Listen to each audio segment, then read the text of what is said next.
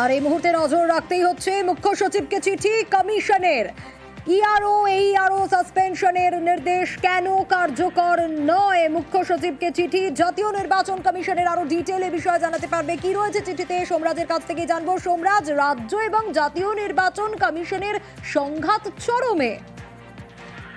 দেখো, একদমই তার কারণ রাজ্যকে চিঠি দেওয়া হয়েছিল জাতীয় নির্বাচন কমিশনের তরফে মূলত পূর্ব মেদিনীপুর জেলার ময়না এবং দক্ষিণ চব্বিশ পরগনা জেলার বারুইপুর পূর্ব, এই দুই বিধানসভা কেন্দ্রে ভুয়ো ভোটারের অস্তিত্ব দেখা যায় ভোটার তালিকায়, যা নিয়ে ইলেকটোরাল রেজিস্ট্রেশন অফিসার এবং অ্যাসিস্ট্যান্ট ইলেকটোরাল রেজিস্ট্রেশন অফিসার এই দুই সরকারি আধিকারিককে দুটি বিধানসভাতেই সাসপেন্ড করার কথা বলে জাতীয় নির্বাচন কমিশন। কিন্তু দেখা যাচ্ছে প্রায় 96 ঘন্টা কেটে গেলেও জাতীয় নির্বাচন কমিশনের এই নির্দেশ রাজ্য কার্যকর করেনি। আর তা নিয়ে রাজ্যের মুখ্য সচিব মনোজ পান্তকে ফের চিঠি দিয়েছে জাতীয় নির্বাচন কমিশন যে এখনো পর্যন্ত কেন মুখ্য সচিবের তরফে কমপ্লায়েন্স রিপোর্ট, অর্থাৎ যে শাস্তি দেওয়ার কথা বলা হয়েছে সেই শাস্তি দেওয়া হয়েছে এই 4 সরকারি আধিকারিককে, তার কমপ্লায়েন্স রিপোর্ট এখনো পর্যন্ত কেন কমিশনকে দেওয়া হলো না। পাশাপাশি বলা হয়েছে যে 11ই আগস্ট অর্থাৎ আগামী সোমবার দুপুর 3টের মধ্যে কমপ্লায়েন্স রিপোর্ট রাজ্যের মুখ্য সচিবকে দেওয়ার কথা বলা হয়েছে। এবং শুধু তাই নয়, আরো যে একজন ডেটা এন্ট্রি অপারেটর যার বিরুদ্ধে অভিযোগ উঠেছিল তার বিরুদ্ধেও কি পদক্ষেপ নেওয়া হলো তাও জানাতে বলা হয়েছে। অর্থাৎ আর 72 ঘন্টা সময় দেওয়া হলো রাজ্যকে এই যে পদক্ষেপ নেওয়ার নির্দেশ জাতীয় নির্বাচন কমিশন দিয়েছিল সেই পরিপ্রেক্ষিতে দাঁড়িয়ে কি পদক্ষেপ নিল রাজ্য তা জানানোর জন্য। ছবি দেখাবো একটা, অগ্নিমিত্রা পলের দাদাগিরি, পুলিশের গাড়ির চাবি কেড়ে নিয়ে ধমক বিধায়কের। আগে ছবিটা দেখাই, দেখুন।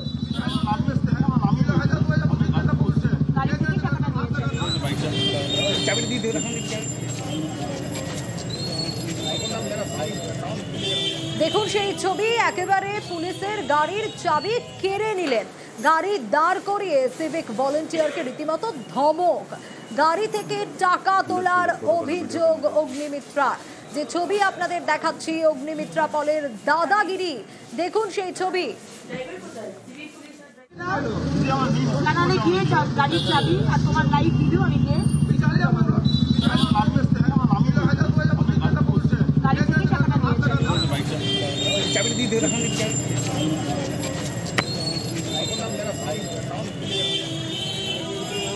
সেই ছবি আপনাদের দেখাচ্ছি, আরো ডিটেইল জানাতে পারবে ঠিক কি ঘটেছিল দীপকের কাছ থেকে জানবো। দীপক, ঠিক কি ঘটেছিল সেই সময়? দেখো, বিধায়ক অগ্নিমিত্রা পালের অভিযোগ আছে কি পুলিশের গাড়ি ব্যবহার করে সিভিক ভলেন্টিয়ার এবং গাড়ির চালক রাস্তা থেকে অন্যান্য গাড়ি থেকে টাকা তুলছে, এমনই অভিযোগ। এবং তুলে পড়ে সেই গাড়িকে সামনে তার গাড়ি দাঁড় করিয়ে দেয় এবং রীতিমতো সিভিক ভলেন্টিয়ার এবং গাড়ির চালককে ধমক দিতে থাকে। শেষমেশ এই ধমক শেষ হয় না, গাড়ির চাবি কেড়ে নিয়ে বিধায়ক অগ্নিমিত্রা সেইখান থেকে বেরিয়ে যান নিজের কর্মসূচি করতে। এরপর ঘন্টা খানেক পর ফিরে আসেন তিনি এবং তিনি অভিযোগ করেন কি পুলিশের গাড়ি ব্যবহার করা হচ্ছে, সিভিক ভলেন্টিয়ার এবং চালক রাস্তায় অন্যান্য গাড়ি থেকে টাকা তুলছে, তার প্রতিবাদ করতে গেছিলেন তিনি, কিন্তু তারা দায় স্বীকার করেনি। যদিও গোটা ঘটনায় হীরাপুর থানার পক্ষ থেকে জানানো হয়েছে, পুরো ঘটনা খতিয়ে দেখা হচ্ছে, সেই সিভিক ভলেন্টিয়ার এবং গাড়ির চালক কি কাজের জন্য গাড়ি থানা থেকে নিয়ে গেছিল সমস্ত বিষয় এবং টাকা নেওয়ার যে অভিযোগ করছে বিধায়ক সেটা খতিয়ে দেখা হচ্ছে। পুলিশকে কি মাইনে দিতে পারছি না যে পুলিশ মোড়ে মোড়ে দাঁড়িয়ে আজকে কোথায় মানুষকে রক্ষা করবে তা না, তার মানুষের কাছ থেকে ঘুষ নিচ্ছে, প্রায় দিন এটা হচ্ছে। আর পুলিশ যে ঘুষ নেয় আর কাটমানি খায় এটা তো নতুন কথা নয়, যে আমার এলাকাতে করতে দেবো না। গাড়ির চাবি নিয়ে নিয়েছি, বড়বাবুর কাছে কমপ্লেন করেছি, তন্ময় বাবুর কাছে, এই বিষয়টি দেখুন, গাড়ির চাবি ফেরত দিতে এলাম। আর এবার দেখাবো শালমারায় বিজেপির প্রতিনিধি দল তারা পৌঁছেছিলেন, আর সেখানে পৌঁছানোর পর রীতিমতো উত্তেজনার পরিস্থিতি তৈরি হয়। বিজেপি বিধায়কদের ঘিরে রীতিমতো বিক্ষোভ মহিলা তৃণমূলের। যে ছবি আপনাদের দেখাচ্ছি বিজেপি প্রতিনিধিদের তারা দিন হাঁটার ছবি আপনারা দেখছেন, বিজেপির প্রতিনিধিদের ঘিরে রীতিমতো বিক্ষোভ, বিজেপি কর্মীদের বাড়ি ভাঙচুরের অভিযোগ। শুধু তাই নয়, বাড়ি ভাঙচুরের অভিযোগ যেরকম রয়েছে সেরকম গাড়ি ভাঙচুরের অভিযোগও রয়েছে। বিক্ষোভে গাড়ি ভাঙচুরের অভিযোগ।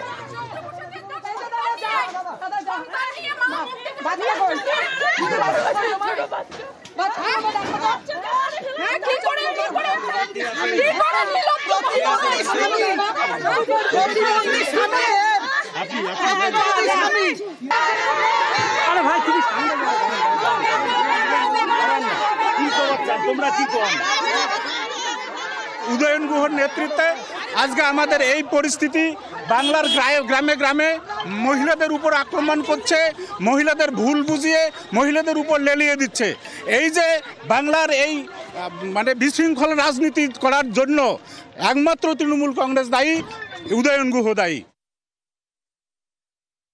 যারা বিক্ষোভ দেখিয়েছে তাদেরকে হাতে কিন্তু কোনো আজকে দেখাতে পারেনি যে তৃণমূলের পতাকা রয়েছে, এবং ওই পুরুষ ছিল না। যে মহিলাদের একটাই বক্তব্য, আমাদের আত্মীয় স্বজন, আমাদের পরিজনেরা যখন বিজেপি শাসিত রাজ্যগুলোতে আক্রান্ত হচ্ছে, দিল্লির কলোনিতে কুকুর বিড়ালের মতো এদের সাথে ব্যবহার করা হচ্ছে, তারা কিন্তু ক্রমশ ক্ষুব্ধ হয়ে যাচ্ছে। কালকের ঘটনায় আজকে গেছেন বিজেপি নেতা নেত্রীরা, এই মহিলাদেরই তো তারা বলছেন যে রোহিঙ্গা। তাহলে আমাদের যদি মনে হতো যে গোলমাল পাকাবো, তাহলে তো আগেই রাস্তায় গোলমাল হতে পারতো, সেই রাস্তাগুলো তো বন্ধ হয়ে যেতে পারতো। দুর্গাপুরের কাকসার ছবি আপনাদের দেখাবো। পথ দুর্ঘটনা, আর সেই পথ দুর্ঘটনাকে ঘিরে দুর্গাপুরের কাকসায় রীতিমতো ধুমধুমার পরিস্থিতি। পুলিশের গাড়ি ভাঙচুরের ঘটনা। কাকসার সেলামপুরে লরির চাকায় পিষ্ট হয়ে প্রাণ যায় এক যুবকের। এরপরেই লরিতে ভাঙচুর চালায় উত্তেজিত জনতা। শুরু হয় রাস্তা অবরোধ। এলাকায় তাদের ঘিরে বিক্ষোভ শুরু হয়ে যায়। পুলিশের 3টি গাড়ি ভাঙচুর চালানোরও অভিযোগ। এখানে বেআইনিভাবে যে বালি উত্তোলন হচ্ছে, ওই কৃষ্ণ বাউরি সকালবেলায় বাজার করার উদ্দেশ্যে যাচ্ছিল, সাইড দিয়ে নিয়ে বালি গাড়ি চাপা দিতে। এখানকার পঞ্চায়েত প্রধান, উপপ্রধান, এমএলএ যারা আছে তারা দীর্ঘদিন ধরে বালি থেকে কাটমানি খাচ্ছে, আর রাস্তার এই হাল। আমরা চাইছি এই রাস্তাতে যাতে বালির গাড়ি না চলে, এর একটা স্থায়ী সমাধান, আর এর পরিবারের জন্য কিছু ব্যবস্থা করা। সময়কার ঘটনার ছবি আপনারা দেখছেন। পরে বিশাল পুলিশ বাহিনী ঘটনাস্থলে পৌঁছয় পরিস্থিতি নিয়ন্ত্রণে আনে। প্রায় 6 ঘন্টা পর দেহ উদ্ধার করা হয়।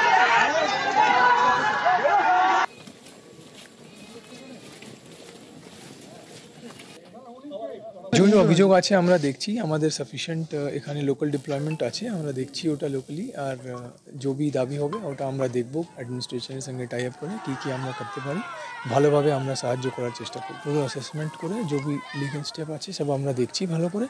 আর এটাও দেখছি যে এখানে লোকজনের কোনো অসুবিধা না হয়, এটাও আমরা দেখছি। जो भी আছে পিকেটিংও থাকবে, তো যেরকম ট্রাফিক পিকেটিং সব মিলে আমরা দেখব যে এরকম ঘটনা যাতে ফার্দার ফিউচারে না হয়, কোনো রকম না হয়, সেফটি আমরা বাড়াতে পারি, এটা আমরা চেষ্টা করব। আর এখন থেকেই আমরা এটা প্রয়াস করব আর ডিপ্লয়